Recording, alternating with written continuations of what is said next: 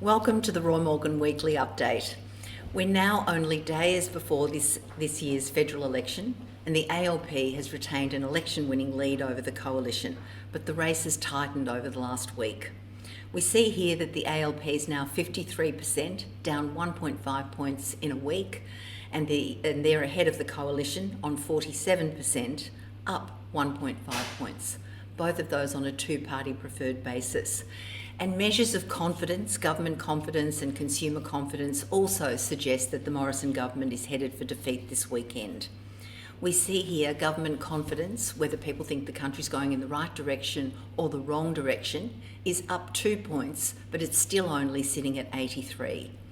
And consumer confidence, the ANZ, Roy Morgan Consumer Confidence, is down 1.2 points, down again, down to 89.3 points. So both of these measures of confidence are well below that neutral 100, and at that level are a really strong indication that we're about to have a change of government on the weekend. Summing up, if an election had been held now, the ALP would have won with a narrow majority, according to the Roy Morgan poll that was conducted in the week up to Sunday, May 15, 2022. Looking now at the primary vote, because a two-party preferred vote in this election is a little strange. If we look at the primary vote, we see support for the two main parties remains very low, both on 34%, and the other parties and independents almost the same at 32%. So the ALP's primary vote is now at 34%, down 1.5 points, and level with the LNP on 34%, and they're unchanged. And as I said, the other parties and independents are at 32%, the Greens unchanged on 13%, other parties up 1% to 10%, and the independents up 0.5 to 9%. Now, there are several key issues which are causing problems for the coalition at this time. Most notable is the high and rising inflation and the interest rate increase by the RBA. The ABS, as you will remember, reported an annual inflation of 5.1% in the 12 months to March. In late April, that was reported. That's the highest rate of Australian inflation for over 2 decades. And following that higher than expected inflation rate, the Reserve Bank raised official Australian interest rates by 0.25% to 0.35%. The first increase in interest rates in over a decade, since November 2010. So the high inflation figure, as well as the Reserve Bank's decision to increase interest rates, dealt a quite significant blow to the coalition's claims to be the better economic managers, and more importantly, are a significant worry to many Australians. Keeping day-to-day living costs down is consistently the most important issue, and it's generally mentioned by about 40% of Australians, of the population. Now, the other issue that's proved damaging to the coalition is the persistently high unemployment and underemployment figures. In April, the Roy Morgan estimate of unemployment was up 1.8% to 9.7%, an almost 2% increase in unemployment in April. That's really substantial. Now, the latest Roy Morgan figures on unemployment show essentially 2.6 million Australians are either unemployed or underemployed. They have some part-time work, but they'd like more. That's 18.1% of the workforce, and as I said, 2.6 million Australians.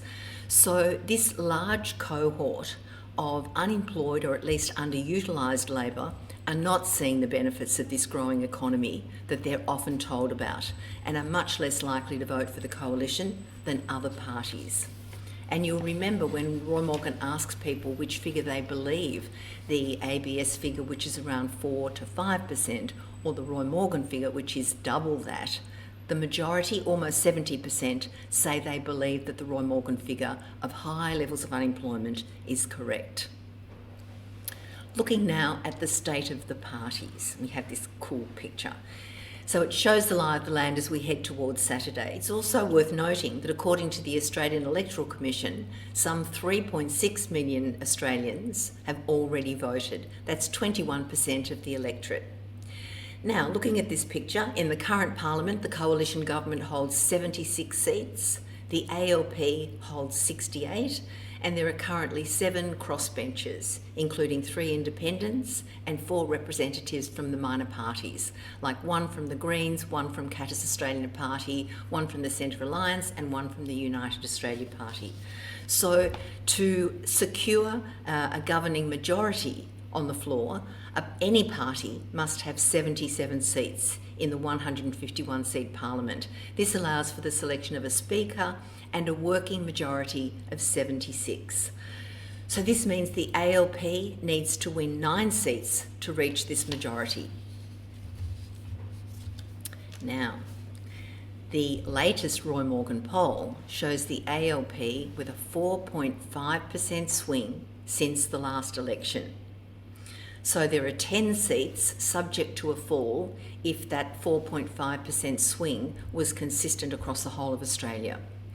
And these are spread all around the 6 states, including 2 in New South Wales, Victoria, Queensland and Tasmania, as well as 1 in each of Western Australia and South Australia. So a uniform swing to the ALP would lead to a narrow ALP majority. It would gain the ALP 10 seats and a total therefore of 79 seats in Parliament, a small governing majority. Under this scenario, the coalition would lose 10 seats and be left with 66 seats, and there'd be 6 crossbenchers, with Craig Kelly of the United Australia Party probably losing his seat. Now, although a 4.5 swing to the ALP is predicted by the latest Roy Morgan poll, the level of swing would have to be uniform to achieve that outcome. The level of swing is never uniform. That's what makes it so interesting. And there are currently several seats held by Liberals that are right around the edge, right around that margin of 3.5 to 5%. And they will really determine whether the ALP can win with a majority. These include 3 seats in Victoria, Higgins, Casey and Deakin. Higgins could be won by the Greens. And in New South Wales, the Central Coast seat of Robertson, held by Lucy Wicks by 4.2%, is right on the edge of an ALP majority. And in Queensland, the key seats to watch are the seats of Brisbane and Dixon, held by Defence Minister Peter Dutton, and the seat of Leichhardt in North Queensland around Cairns, held by Warren Entsch. But there are also some other factors at play that could cost the coalition seats, and particularly seats in the inner city areas of Sydney and Melbourne. Women have swung really heavily away from the coalition, particularly since the allegations of misconduct raised by Brittany Higgins when they emerged in 2021. And the latest Roy Morgan poll that you can see here, which is just for women, shows women supporting the ALP 55% to the LNP 45% on a 2-party preferred basis.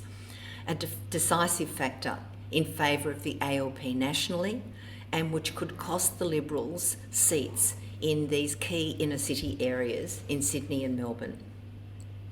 The so-called teal independents are a group of highly credentialed women who've declared they've had enough of the coalition government of Scott Morrison, and the main policy issues that these teals concentrate on are the government's lack of action on climate change and reducing carbon dioxide emissions.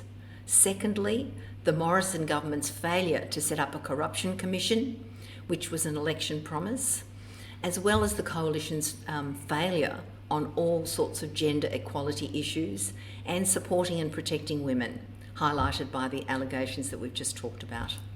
So, high-profile coalition MPs, including Treasurer Josh Frydenberg and Tim Wilson, are under threat in Victoria, while in New South Wales, Dave Sharma, Jason Falinski and Trent Zimmerman all face significant challenges.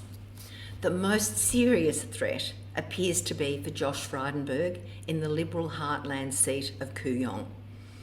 And of course, Frydenberg has been touted as a future Liberal leader, but his leadership prospects are under threat from Dr. Monique Ryan, the Director of Neurology at the Royal Children's Hospital. Now, the results in these seats won't affect the ALP's chance of governing in its own right, but they'll have a really big negative effect on the Liberal Party as it tries to hold on to power for the fourth term, or as it tries to make a comeback anytime soon. The Coalition's policy to allow people to use 40% of their superannuation as a deposit on a home is a real wild card. It has lots of implications, and particularly for young people, but it's probably too late to make a difference for the Coalition. So you'd have to say this has been a remarkable election period with unexpected twists and turns, but we're now really at the pointy end. By this time next week, the country could look very different. The Roy Morgan data is showing that if electors actually vote the way they say they'll vote, then there'll be a Labor win. Of course, that may not happen. That's why we call it the pointy end. Thank you for listening. I look forward to seeing you next week when we may have a new government.